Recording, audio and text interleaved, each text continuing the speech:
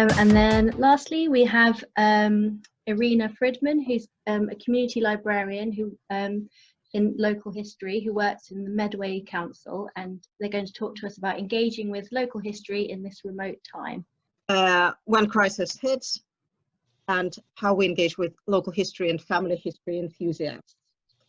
As you know, family history is the main leisure pursuit of quite a big sector of the population, and we've been engaging with them for many years.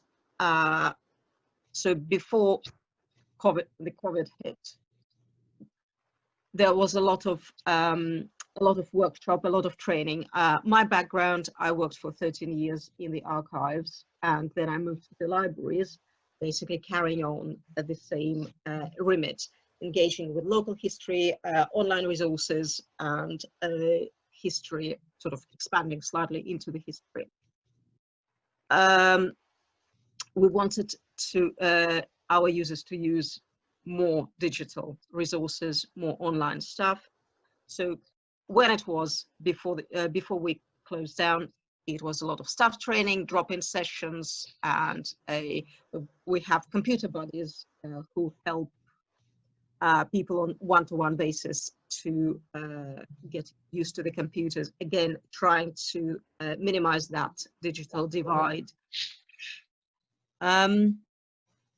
So also, the idea was, prior to the lockdown, that would go on. We would repeat the sessions once in a while, because people always like the reminders, the refreshers, etc. When we got closed, of course, we needed to move everything online. So our use of extensive collections of e-books, e-comics, e-magazines, and everything hit through the roof. But the online resources, the research tools, databases were not used that much. So we've been pushing them for at the moment through the council communication team into various social platforms, emails, a database of people who are interested in events and want to hear from the libraries. So on various routes, but one of the ideas, and the only reason why it hasn't happened yet, because of the technical things, which turns out to be slightly more complicated than anticipated. So the idea is to create several webinars. We invite people, and then this series recorded. Each webinar is recorded and put on YouTube, again promoted, etc. And there is also a potential link with JSTOR open source articles, which might be interesting for various people, because sort of on an anecdotal level,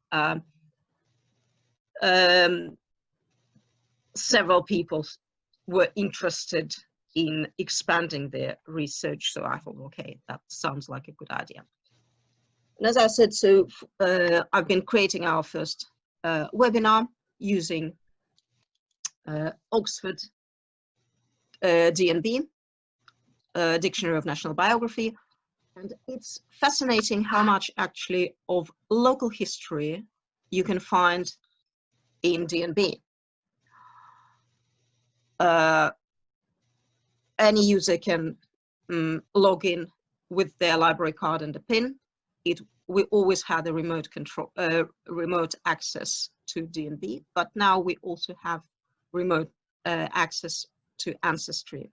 So our users just log in with their card, with their PIN, and they get this option. Very easy to use.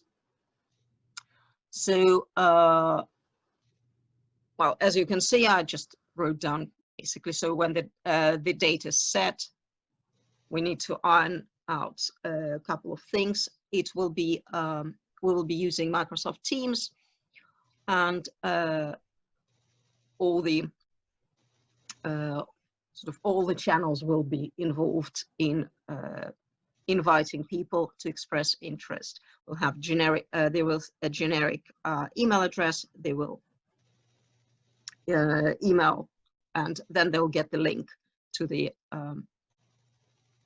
they'll get a link to join the meeting, the webinar.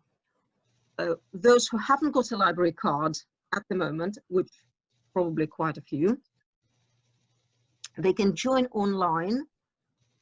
They receive a temporary card number with a PIN. They have exactly the same privileges, which means they can start immediately using e-collections, etc. And they can, of course, use all our resources. Right, so what the participants will, during the session, the recording, the participants won't be captured to avoid the hassle of consent forms. And then we are uploading it onto our YouTube channel. As you can see, from 25th of March, when our YouTube channel was created, we had almost 1,500 viewers, which I think pretty impressive. And I presume there will be many more, because in addition to various story time and engagement with kids, story time and poetry readings, we have a big promotion at the moment dealing with 150th anniversary of Charles Dickens's death. And because Dickens is a big local name, he lived in on the outskirts of Rochester since the 1850s till he died. He had a house which is now a girls' school. Of course, there is a big push on that. Usually there are lots of events, but they all got moved online. So we started yesterday. Yesterday, I haven't checked, I have to admit, today didn't have any time to check what the situation was with the viewers, dealing with the various book clubs, readings, etc. Okay, so we're planning to with these webinars, and then we I'm contemplating a set of very short videos pinpointing giving some tips and pointing out some potential pitfalls, because databases are, what I found from my experience of training people, they are overwhelming if you're not familiar with it. And even if you know, even if you've used them, people get overwhelmed, and it's very easily to get sidetracked and get lost in the vast amount of information there, especially as you get all sorts of links which suggest that might be useful. People just get totally lost. So that's the idea. And if you are not familiar with, okay, so that's also the national biography. Very straightforward. And as I said, you will be amazed how much local history information you can find. And it's always good to connect it to the national events. For example, this year is the year of nursing, and we have lots of information. We had one of the first medical schools established here during the Crimean War. We have stories of Florence Nightingale being here, etc., etc. So partially you can find these links here. So it's always we always find that it's useful to link the local history to the national events and use it and promote our resources. And that's as I said, the most useful bit here is either full text or place mentioned. You just put the place there and you get lots and lots of hits.